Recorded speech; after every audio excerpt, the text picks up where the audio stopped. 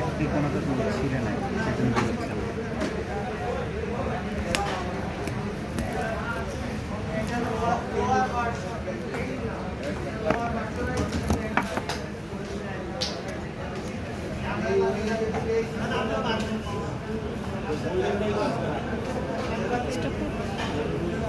বড়